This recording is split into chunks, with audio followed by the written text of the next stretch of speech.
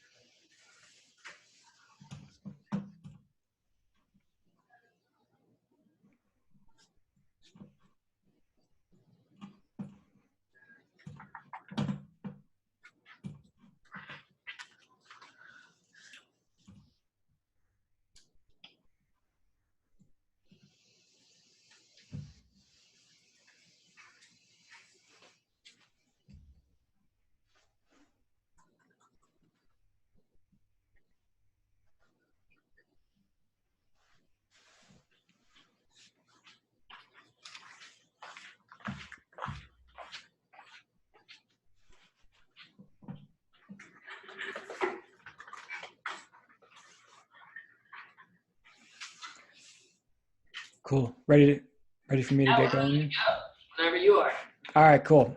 I'm gonna go ahead and share my screen here. Let's see, can you guys see that all right? All right, give me one sec. All right, cool. So first of all, hello everyone. Excited to be here, chat with you guys today. I have a quick deck here that I'll run through. It's very informal though, so please feel free to interrupt me at any point if you'd like me to clarify something, if I gloss over something, or if you just have a question. Um, yeah, meant to be more conversational than just me talking at you. And Katie, thanks so much for inviting me to come chat with you guys today. Well, thanks for hanging out. Yeah, absolutely. I love chatting about content marketing. So just to give you guys a little bit of context, I've been working in content marketing for getting on 10 years now. I've been working in other capacities in digital marketing as well, but a lot of that time has been spent on content creation and also content strategy. I'm an English major that didn't know what to do with an English major, and I realized eventually that um, if you have good writing skills, there's a lot of ways to build an interesting and cool career with writing as a foundation.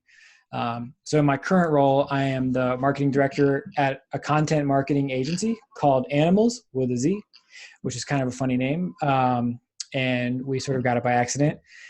Basically, we do content creation and content strategy for B2B SaaS companies. So that's software companies who primarily have recurring revenue models and sell to other businesses. Maybe give us an example of a software company that you work with. Yeah, so let's see, a good example. A lot of these companies are fairly obscure. Most people haven't heard of them because they provide a software solution to some, very niche, in some very niche area. Probably a good example and one that I'll reference a few times today is a company called Wistia. So they Okay. have they have a video hosting platform. It's kind of like YouTube in the sense that you can upload your own videos, but they offer a bunch of other kind of enhancements that YouTube doesn't have. So, for example, you can put an email subscribe form over your video and choose the point in the video where that pops up. You can get better analytics on who watches, how long they watch for, where do people drop off, that kind of thing. It just gives you like full control over your own video in a way that YouTube doesn't. And so their customers pay them a monthly fee for access to that software. So that includes all the analytics, but also just the ability to host the videos and embed them and share them and all that kind of stuff. So they're like a classic example of a B2B software company with a recurring revenue model. And yeah, so they're a customer of ours. I'll probably reference them a couple times today too. So yeah, so we can jump into it. I got one other thing that is this presentation is not at all about is remote work, which in the world of digital marketing is a really cool opportunity to live where you want and work for the company that you want to work for, and you're able to sort of separate those two things. So I won't get into that, but I will at the end of this. I'm gonna just drop my email address and stuff, and if anyone is interested in chatting about what life as a remote employee in the digital marketing world looks like, please hit me up. All right, so content marketing. At its core, content is the use of information and education to drive traffic, interest, and awareness of a brand and their product and or services. It tends to be, not always, but it tends to be a pretty sustainable and cost-effective way to grow a business because you are not constrained to some of the same financial challenges that you have with other forms of marketing, like, say, Facebook ads, right? Where you have to turn them on and pay for it. And if you turn them off, to stop paying for it, the benefit you get from it stops. Whereas in content marketing, the stuff you put out there has the opportunity to work for you when you're not working and continuing to pay for it. We find in our world that great content marketing has a few necessary elements. So at the core, there is some form of subject matter expertise. Like, you are creating content. In my world, it's usually writing, but video, social, or whatever other channels. There's you have some background, some specific hands-on knowledge of the thing you're writing about. For people who are new to content creation, that is not always the case. And there's a couple interesting workarounds there. So, one thing that we encourage our writers to do. So on our team at Animals, we have about 30 writers. Obviously, not all of them are experts in video hosting for business or whatever other thing our customers want us to write about. So we kind of work around the subject matter expertise challenge by running experiments and reporting on the data that we find or the insights that we glean from that experiment. Or it might be interviewing someone who does have subject matter expertise and then sharing their word instead of your own, and sort of being the facilitator of that knowledge as opposed to the person who holds it. But all really interesting and great content has some foundation of subject matter expertise built into it. The really good stuff has these other 4 elements as well. So angle simply means that you are approaching what may be a well-worn topic from a new perspective. So as we're in our world, as we're like brainstorming topics for the content we're going to be creating for customers, we try not to write articles that look and read like Wikipedia articles, right? Like, it's more interesting to have an opinion or to run a topic through the lens of your own experience to come up with something a little more interesting. So like a good example of that might be we work with a guy who's a CEO of a company, and for him we do kind of thought leadership content. Like, it's more like a personal branding thing, and he likes to write about company culture, which is something he feels like really passionate about. And he finds that a lot of companies work too quickly. So we sort of workshop this idea with him of working slowly. And so he now has this whole series of content on working slowly. And he shares a lot of pretty obvious best practices on, how to be effective and really efficient at work, but runs it through this lens, his angle, which is how to do it slowly. And that's helped that content gain traction. So definitely recommend that whenever you're sort of coming up with an idea to write about or make a video about or create like social content for, try to come up with a unique and interesting angle for it. Another is timing. So it's obviously easier to get traction or traffic to content that is tapping into an existing trend. So one of our customers is a company called Ad Espresso. They have a Facebook ad optimization tool. So if you use Facebook ads, you can use their tool to look for opportunities to save money. They started writing about Facebook ads right when Facebook launched their ad platform. And so as the ad platform has gotten more popular, their content and their website has also grown in popularity, right? So they timed the release of the product and then also the content surrounding it with a trend that was already going in the right direction. That makes your life a whole lot easier. It's not always possible to perfect that. But if for example, you're trying to launch a new website, YouTube channel, Instagram account, whatever, it's so much easier to ride a wave than it is to sort of stick your foot into a trend that's already peaked.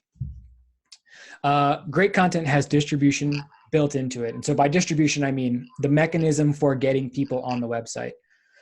So all content should be optimized for the platform that is most likely to bring it significant traffic. So if that's Facebook, the distribution might be a great headline. If that's organic Google searches, that distribution mechanism is going to be like how the words on the page are optimized for Google's search algorithm. There's also other things you can do. Like, for example, you can pair these together, right? Like if you interview an interesting person, they potentially help you provide a new angle on a topic. Hopefully that topic's trending in the right direction. And then because there's another party involved, they're going to help you share it. You can kind of build in your distribution while you're hopefully killing a few other birds with one stone. And then lastly is just writing.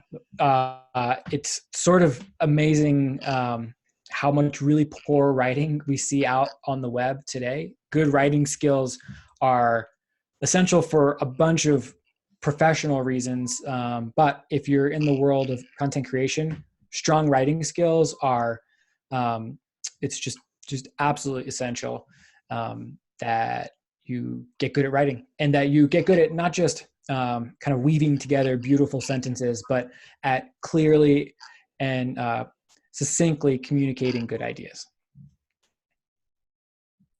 Okay, so why content marketing? This is a question that businesses ask a lot. So I guess useful to say that the lens that I think about content marketing through is primarily for B2B companies. So the content we create is for businesses selling to other businesses. They, for obvious reasons, need to justify the cost because it's not cheap to have either full-time employees doing content for you, or to hire freelancers, or to hire an agency to do that work for you. So we answer this question all the time: why content marketing?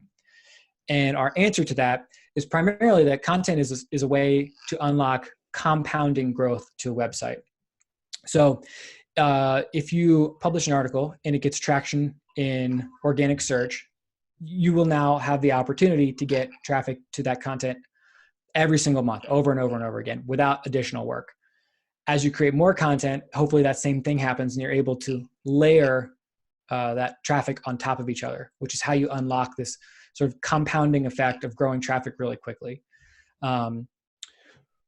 We find that organic traffic is also useful because you're not paying on a per-click basis like you are with Facebook ads or LinkedIn ads or Google AdWords, which is their pay-per-click tool that you'll find alongside organic search results.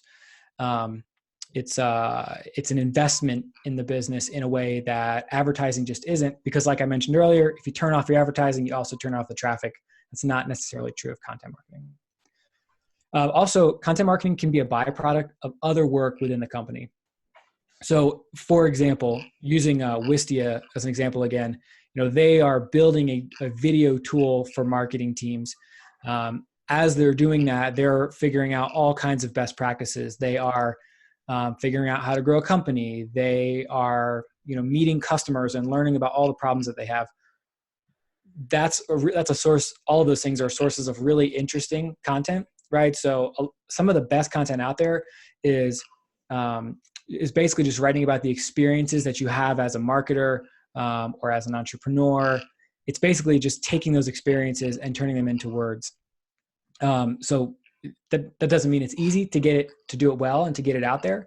But it can be a byproduct of stuff that's already happening or has happened within the company.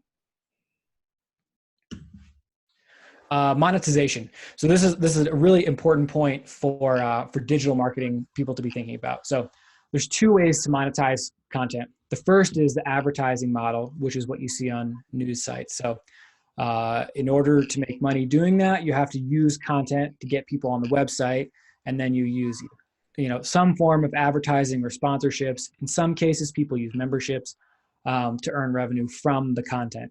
So in that situation, the content is actually the product that you're selling. This can work, and some companies and individuals are proving that this can actually be a great model. Actually, more individuals than companies at the moment. But it creates this problem where you have to create so much content, and you have to create content on so many topics, and you have to generate it so quickly and so cheaply in order for the model to work, that you end up with, one, potentially a lot of junk on your website, and two, a really bad experience for the readers who come to that website, who are then just bombarded with ads and pop-ups and that kind of thing, which nobody really likes. Now, if you're working in the B2B world, you're probably monetizing with content instead of monetizing content.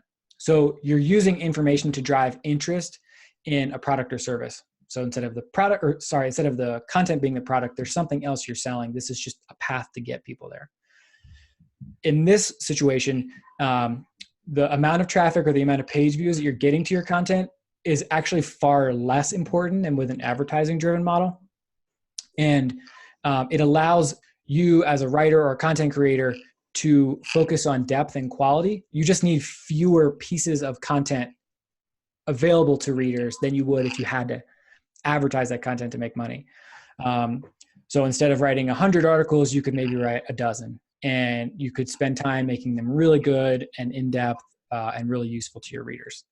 So this is a really important distinction to make here as you sort of go out into the world and are putting together a content strategy for an organization or business, is making sure you really understand where the money comes from. Because if the money is coming from a software product that people have to pay a lot of money to use, there's an incentive for you to write actually less content of higher quality, right? And if it's a different situation where the content is actually needs to be monetized on its own, you have to put together a completely different strategy for it. Okay, so why does content marketing work? Content marketing works in the B2B world at its best when the product or the service that's being sold costs a lot of money, right? So, or I should clarify that that product or service is paid for on a recurring basis.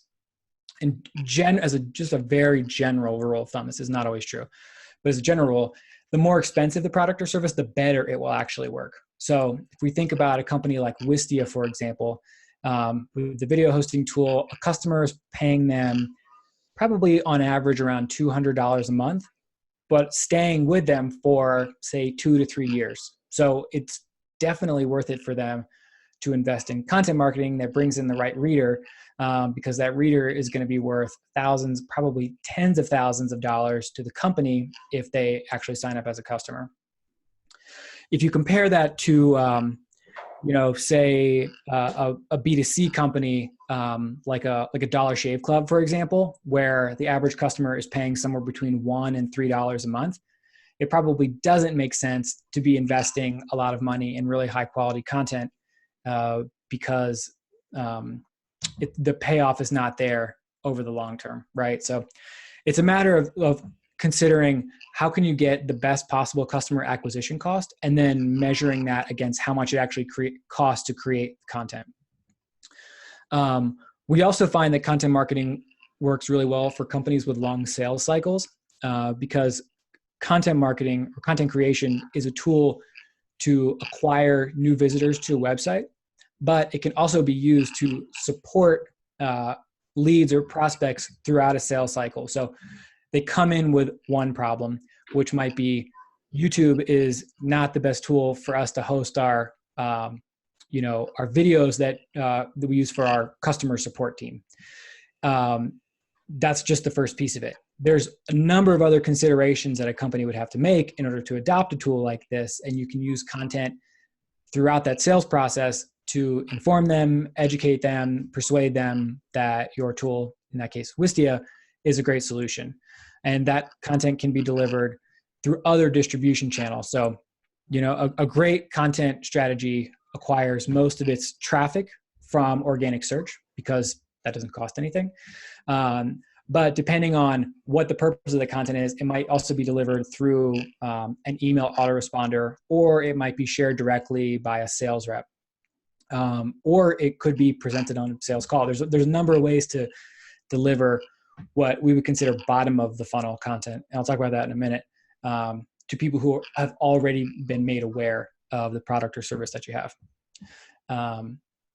And then just important to know, content is a slow burn. It just takes a while to build up the audience of people, or to build up the authority to be able to rank well in Google searches. So this graph to the right is the monthly traffic for a customer of ours. Over the course of about 3 years, they averaged about 9% monthly, month over month increases in their website traffic, which doesn't really sound like a lot, but over the course of 3 years, that helped them increase the total traffic by more than 10 times. So if they had quit a year in or even 2 years in, their investment may not have been worth it. 3 years later, the traffic has increased to the point where it's a no-brainer that they would continue to invest in content marketing. So all content creation, in my experience, just takes a while. Do you think that's average, like 3 years, or do you think that's just like? That's a great question. I think that's probably about average for a B2B software company in a competitive market. If I'm sure that there's good examples of people like individual content creators that can build up traffic way faster, right? Because they, like in this case, this customer, is writing content to target keywords that a bunch of other companies are also trying to target, and it's kind of an arms race. If you compare that to, say, like an individual YouTube content creator who is charismatic and has lots of interesting ideas that they film, like they could, I'm sure, build up traffic way faster. So you're sort of limited by the competition, and there's a ceiling for at least businesses based on how many people are searching for information on those topics.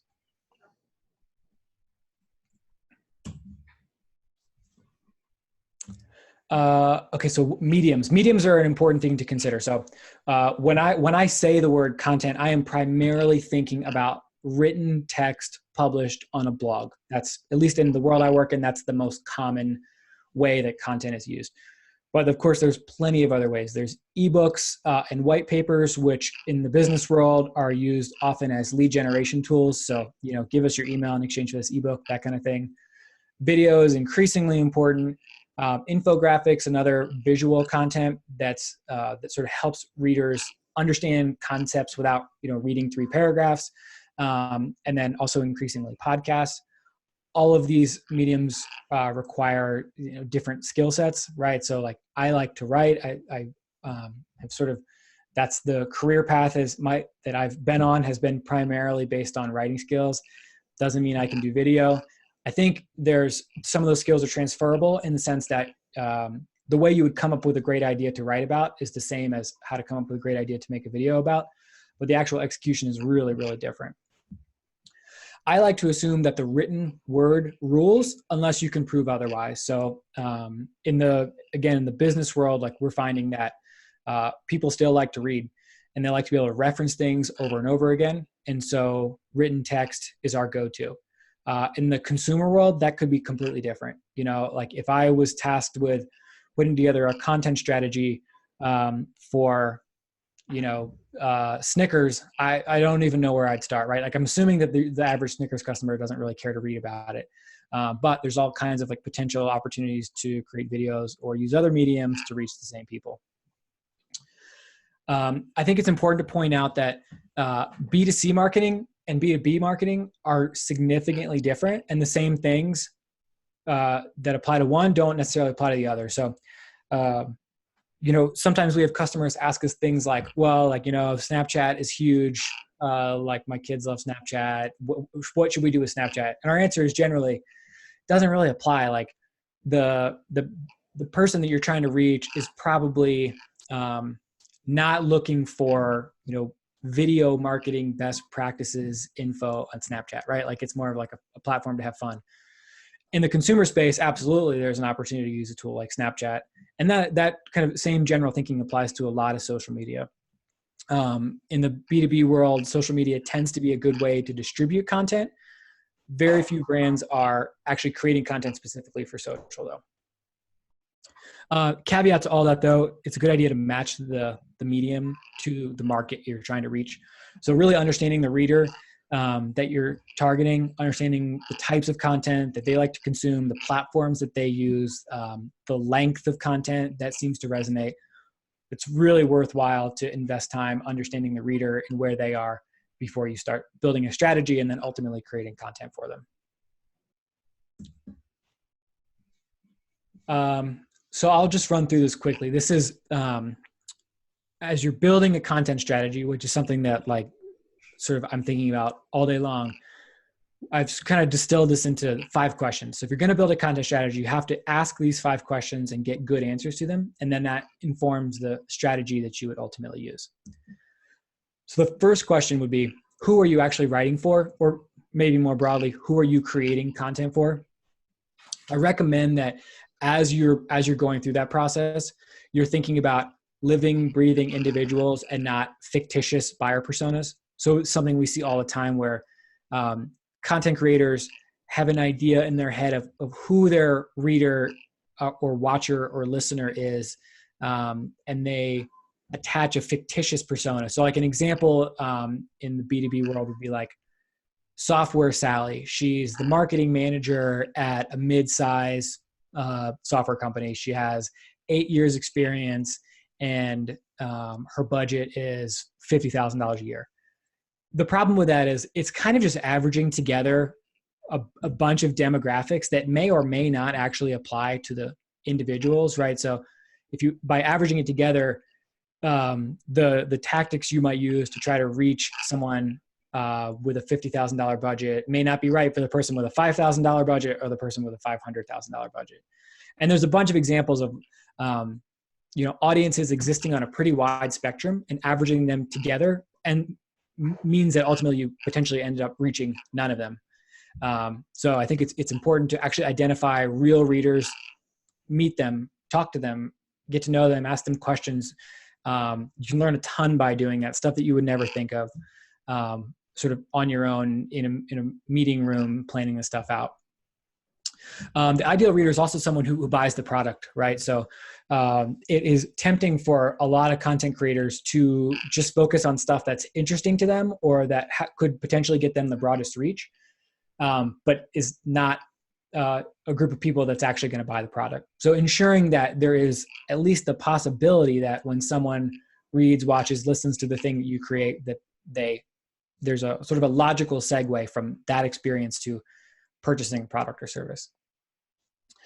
Talking to readers and customers, I mentioned that. Can't emphasize how important that is. You don't really understand the problems, the challenges, the knowledge deficits that a group of people has until you actually get on a call with them, meet them in person, and pick their brain for a little while. So highly recommend that. And then lastly, as you're considering who you're writing for, it's likely that there are multiple people involved. So again, in the business space, if you are Wistia trying to sell this tool to help marketers do video better, there's a marketing manager who may be the actual user of the product. They likely would need to get approval from their boss, who might be a VP of marketing. And then there could be a chief marketing officer that ultimately pulls the strings on the budget. And so you have to make a case to all of those people, not just the one who ultimately is going to be using the tool. So as you're doing research on who your target audience is, it's really useful to meet and get to know people along the whole spectrum. So the second question to ask as you're building a content strategy is, what exactly will you be writing about? Definitely find that it's very useful to pick a pretty narrow range of topics, then go deep and really address those topics from A to Z, and make sure you do a great job. So the quality of that work should be really high.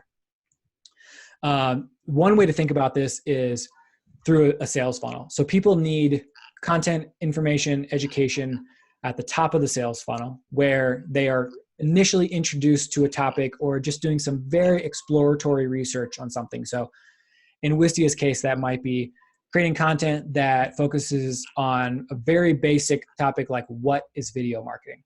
That person is not likely to read that article and then start paying $200 a month for their tool, but sort of introduces them to the topic, instills a little trust with that brand. As they evolve and sort of get deeper into that topic, they're more likely to come back and continue reading stuff that's closer to the bottom of that funnel. As you get into the middle of the funnel, you're thinking about tying general problems to a specific solution. So a good example of this would be if you have a video tool that you're selling, would be to create content about how video fits into a larger marketing strategy. So this is an actual article that we created for Wistia, which is how to use video in your marketing automation. So in that case, you're talking to someone who is closer to the bottom of the funnel in the sense that they're already using marketing automation tools and they're trying to figure out like where video fits in that. Much more likely to go in and make that purchase. And then bottom of the funnel is the content that you would create to give to a sales team to use during a sales process, or give to a customer support team to use when someone has questions, problems, wants to cancel, whatever. There's a number of uses for bottom of the funnel content where you're talking directly about a product. You're not being coy about your desire to sell them on something. And that's sort of a whole world. That's a whole world of content. We could easily talk for an hour just about bottom of the funnel stuff, but important to think of your topics and then address them from the top all the way to the bottom. Third question, when would you publish, or when should you publish? I like to tell our team of writers that it's impossible to write too much because that's how you get better at writing, but it's very easy to publish too much. So there should be sort of a filter on how much content you put out there. And that filter is how much content can you create while still maintaining quality, right? Like it might be easy to publish 5 articles or 5 videos in a week. It's unlikely that if you're a team of 1, you're going to be able to do that without sacrificing quality. So publish as much as you can while still keeping that filter on the quality very high. I find that for individuals, that tends to mean 1 piece of content in a week.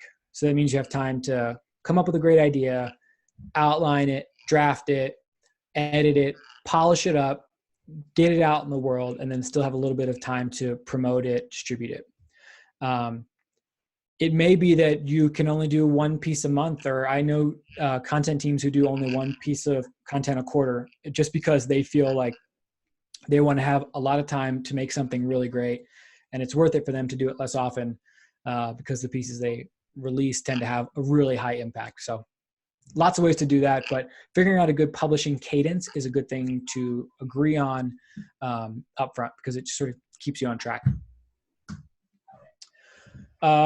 Question number 4, how will you earn traffic to that content? So I'm a huge believer in organic search and your own email list as channels that you can really rely on. So we find that as we're measuring content, the only 2 channels that actually bring in like reliable, predictable traffic on a monthly basis are Google searches and emails sent to a list that you own. There's obviously many ways to earn traffic, from social, from paid distribution. Those can be, 1, really unpredictable and create huge spikes and drops in your traffic to the site. And 2, can be really expensive. So depending on the topics or the keywords that you're going after, paying for traffic can be a good idea, but it may also cost a lot of money. And then also, as you're thinking about traffic, it is useful to think about the mediums and how that impacts your potential to reach readers. So, all social tools have algorithms that filter content for that reader based on preferences and behavior, which means that it's really difficult to reach everybody who follows you or engages on that social network because those companies have an incentive to only show the stuff to those people that are most likely to click on. That just creates a ton of unpredictability. I'm personally not a fan of that, which is another reason why I'm a big fan of trying to create content that does well organically. And then last question to ask as you're building content strategy is, how will that content support the business? So traffic to a website is great. Email subscribers are great. Both of those things, however, cost you money. And the thing that makes you money is converting those readers into paying customers. So if you have a ton of traffic and are building a massive email list, but not building or sending readers to the product to sign up, potentially you end up spending a lot of money and not making a whole lot of money. So important thing to consider as you're coming up with topics and building your content strategy. Good idea to keep topics very close to the product or service. In that Wisty example, how to use video in your marketing automation, I think is just like a perfect example of creating content that is highly relevant to the product that you offer. Recommend also focusing on evergreen topics, stuff that's going to last for a long time so that it will hopefully have a long and healthy life. Focusing always on education as opposed to entertainment, at least in the business context, that's important. There's plenty of examples where entertainment is more useful to the audience you're trying to reach. And then also as content creators, it's good for us to be used to the term business objectives. By that, I just mean how the content is serving the business. How is it helping the business grow? How is it helping get more customers and earn more revenue? And not just get more followers, subscribers, or traffic. So those are the 5 questions. If you guys have interest in this content stuff, I write about it all the time on this blog, and would be more than happy to follow up about anything related to content creation or strategy, and also stuff on digital marketing as a career, or remote work or whatever else. Hopefully piqued your interest. It's a very cool and exciting world to work in, and there's a lot of really good career opportunities there. So that's all I got. Thanks, Jimmy. Yeah, absolutely. Yeah. Does anybody have any questions? Do you have time for questions, Jimmy? I do, yeah. Okay. So how much do analytics and insights play a role in like every customer you have? I mean, does that vary depending on the customer? Yeah, that's a great question. Huge impact, and yes, varies by customer. So the way, at least in my world, that this plays out all the time is that people are looking at analytics and wanting results quickly, and they get very frustrated when those results are not there. So I mentioned that content creation, it's a slow burn. It takes a while. So like, whether you're doing this working in-house, and creating content on behalf of a company as an employee, or doing it as a freelancer or from the agency side, the analytics and performance stuff has more to do with like the narrative that you tell about the work you're doing than it does about the actual like output of the content you create. Basically what I mean by that is like, as at an agency, like we have to constantly be talking to customers about like, how long do we think this will take? Probably 6 months to a year, maybe 3 years, like in that one example I mentioned. What kind of improvements in your analytics can you expect? Where are areas that we need to be really careful of that could indicate problems? It becomes more of an account management challenge than a content challenge. But yeah, super important. And increasingly there's better and better tools to give visibility into content performance. And so as a content creator, it's really useful to be familiar with those tools, understand how they work, and be able to explain to others what you're seeing. How do you think the content marketing can be improved? It's another good question. I think, so I mentioned subject matter expertise early on. One thing that happens in a lot of businesses is that content marketing is tasked to someone who's probably relatively young and doesn't have a lot of hands-on experience. And so they may be able to quickly learn the mechanics of how to create content, how to optimize it, how to distribute it, but it may lack the experience, the hands-on experience that would make the topic much more interesting, right? So content marketing can improve a lot by one, those writers learning the thing that they're writing about and writing from their own experience, and or doing a better job facilitating knowledge from true subject matter experts, more like a journalist would than a content creator, just so that there's more quality out there and a little bit less noise. There's a lot of noise out there right now.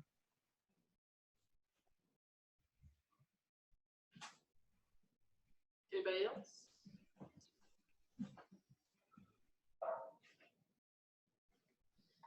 All right, well, I guess that's it. Cool. If you guys, seriously, anyone has questions, wants to chat, anything marketing related, there's my email. Please feel free to reach out. I love talking about this stuff. I have a question. Yeah, sure. What what's like the best, what are like your most favorite resources to use, like to get started with like content marketing and stuff like that? Like educational resources? Yeah. That's a great question. One thing would be, this book on writing well. I've kept it on my desk for years, and I find myself referencing it all the time, simply because writing is such an important skill, and you can never get too good at it. So that's one I highly recommend. I would definitely recommend getting very familiar with search engine optimization. There is a guide out there by a company called Moz, M-O-Z, that I believe is just called Intro to SEO or Intro to Search Engine Optimization. That's a really, really good resource. I wouldn't be a good content marketer if I didn't plug my own blog also, which gets into a ton of content strategy stuff. And then there's one other really good resource that I'd recommend from a company called Siege Media, SIEGE Media. They have a YouTube channel where they interview content creators, content strategists, people who work in search engine optimization, and just learning from like their personal experiences is really, really useful too.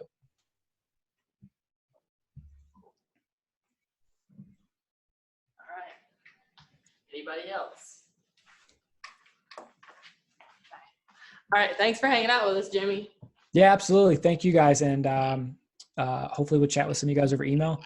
And yeah, thanks. It was good to be with you guys. Thank you. Thank you. Thanks. Take care, guys.